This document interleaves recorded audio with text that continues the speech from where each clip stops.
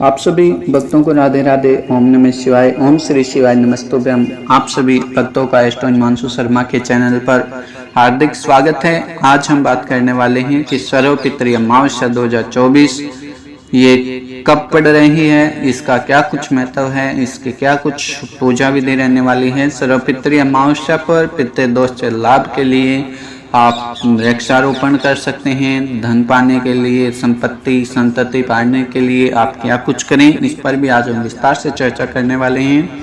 तो आपको बता दें कि सर्वपितृ अमावस्या श्राद्ध 2024 सर्वपितृ अमावस्या पर पितरों के नाम का दान और ब्राह्मण भोज कराने के बाद पेड़ पौधे अवश्य लगाने चाहिए।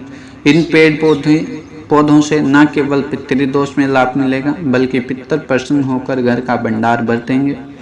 इन पेड़ पौधों में भगवान विष्णु का वास भी माना जाता है, जिससे इनसे सकारात्मक ऊर्जा का संचार होगा। तो आइए जानते हैं कि सर्वपितृ अमावस्या के दिन पितरों के नाम का पेड़ पौधे लगाने से क्या कुछ लाभ मिलता है। इसे जानने से पहले एक बार विस्तार से जान लें कि सर्वपितृ अमावस्या की तिथि इस बार 2 अक्टूबर को बुधवार के दिन रहने वाली है और इसी दिन सूर्य ग्रहण भी लगने जा रहा है, जैसा कि हमने पिछली काफी वीडियो में आपको सूचना दे दी है। आश्विन मास की अमावस्या तिथि को ही सर्वपितृ अमावस्या कहा जाता है और इस दिन पितरों की विदाई की जाती है और सर्वपितृ अमावस्या को पितरों के नाम का तर्पण, पिंड दान और श्राद्ध करने का विशेष महत्व है। इस दिन उन लोगों का श्राद्ध किया जाता है जिनकी मृत्यु की तिथि ज्ञात नहीं होती है। इन दिन पितरों के नाम के पेड़ पौधे लगाने का अपना विशेष महत्व है। ऐसा करने से पितृदोष से लाभ मिलता है और पितर सुख संपत्ति और संतति का आशीर्वाद देते हैं। साथ ही आपको बता दें कि भारत में सूर्य ग्रहण की जो बात आई थी वो दिखाई नहीं देगा। सर्वपितृ अमावस्या पर लगने वाला सूर्य ग्रहण भारत में दिखाई नहीं देगा, इसीलिए इस ग्रहण का सूतक काल भी मान्य नहीं होगा। ऐसे में आप बिना किसी संशय के इस दिन श्राद्ध कर्म कर सकते हैं। सर्वपितृ अमावस्या पर पितरों के नाम का दान, पिंड दान और ब्राह्मण भोज के साथ ही साथ पेड़ पौधे लगाने से भी पितर संतुष्ट होते हैं। माना जाता है कि पीपल में देवताओं के साथ साथ पितर भी वास करते हैं, इसलिए सर्वपितृ अमावस्या पर पीपल को जल देना और दीपक जलाने का अपना एक विशेष महत्व है।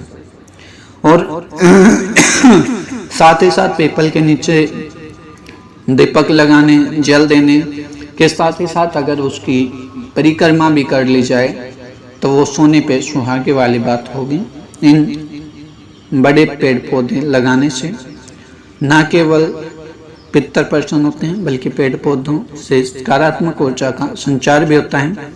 अब बात करते हैं कि भगवान विष्णु का भी वास होता है। पितृपक्ष में पौधे लगाने से पितृदोष का निवारण में सहायता मिलती है। पौराणिक मान्यताओं के अनुसार बात की जाए तो पीपल, बेल, तुलसी, बड़ आदि पौधों में भगवान विष्णु का वास और अन्य वृक्षों पर भी देवों का वास होता है। भगवत गीता में भी भगवान श्री कृष्ण ने 10वें अध्याय में 26वें श्लोक में पीपल को अपना स्वरूप बताया है। ऐसे में मान्यता है कि इसको नदी के किनारे, प्रयाग, हरिद्वार, गया सहित अन्य तीर्थ स्थान व मंदिर में लगाने से पितर प्रसन्न होते हैं और आशीर्वाद देते हैं। जानकारों ने बताया कि देव तर्पण करते समय सबसे पहले भगवान विष्णु के निमित्त तर्पण करते हैं। अब बात करते हैं कि पितर तर्पण होकर मन की इच्छाओं को पूरी कैसे करते हैं। अब बात करें इसी प्रकार से अनेकों जो है एस्ट्रोलॉजिस्ट ने बात कही है, तो उसमें एक हमारे चुनिंदा है कि पंडित अनिल कुमार पांडे जी बताते हैं कि पीपल वृक्ष पर नारायण और पितर दोनों का वास माना गया है। श्राद्ध कर्म की अगर बात की जाए तो नदी के तट पर और पीपल के नीचे करना श्रेष्ठ माना गया है। यहीं तक कि हमने भी बताया है कि बृहस्पति की शांति के लिए पीपल की लकड़ी से हवन करना अति उत्तम है। कथावाचक भी बताते हैं कि पितृपक्ष या पितरों की पुण्यतिथि पर उनकी याद में अगर परिवार का कोई सदस्य पौधे लगाता है तो पितर तृप्त होकर मन की सभी इच्छाएं पूरी करते हैं। पितृ पक्ष में पीपल, तुलसी, बेल को लगाने से पितर शांत होते हैं। ये सभी देव वृक्ष माने गए हैं। पौराणिक मान्यताओं के अनुसार पीपल में नारायण का वास होता है। गरुड़ पुराण और श्रीमद् भागवत महापुराण में वृक्षों के महत्व को भी बताया गया है। अब बात करते हैं कि किन पौधों से पितर होते हैं शांत, अर्थात इन्हें शांत करने के लिए कौन से किस प्रकार के पौधे लगाने चाहिए। तो इस पर भी बता दें कि पितर पक्ष में नियमित पीपल वृक्ष की पूजा करने, जल चढ़ाने और दीपक जलाने से पितरों का आशीर्वाद मिलता है। बेल का पौधा लगाने से अतृप्त आत्मा को शांति मिलती है। यह मुक्ति और या मोक्ष दिलाने वाला वृक्ष माना गया है। सर्वपितृ अमावस्या तिथि पर शिवजी को गंगा जल में बेल पत्तर डालकर अर्पित करने से पितरों को मुक्ति मिलती है। पितृपक्ष में बरगद के नीचे बैठकर शिवजी की पूजा करने से भी पितर शांत होते हैं। पितृपक्ष में घर पर तुलसी लगाकर उनकी सेवा करने से पितरों को तृप्ति मिलती है। अब बात करते हैं सर्वपितृ अमावस्या पर मृत सदस्यों के अनुसार कौन से पेड़ पौधे लगाने चाहिए। अब बात करते हैं कि शादीशुदा महिलाओं के लिए सीताफल, अशोक, तुलसी आदि पेड़ पौधे लगाएं। कुंवारे लड़के या फिर लड़कियों के लिए अंजीर, आंवला, अनार आदि पेड़ पौधे लगाएं।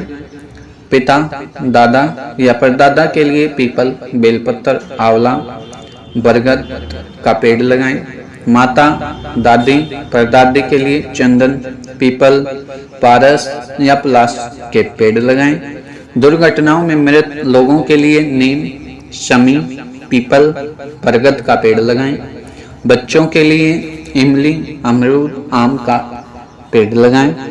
इन्हीं किस्म के पेड़ों की जानकारी के साथ और इन्हीं समस्त जानकारियों के साथ हमारे संग जुड़े रहें और अन्य लोगों को भी जोड़ना ना भूलें, ताकि वो लोग भी इससे लाभान्वित हो पाएं। इन्हीं सभी जानकारियों के साथ मैं पंडित हिमांशु शर्मा, धन्यवाद।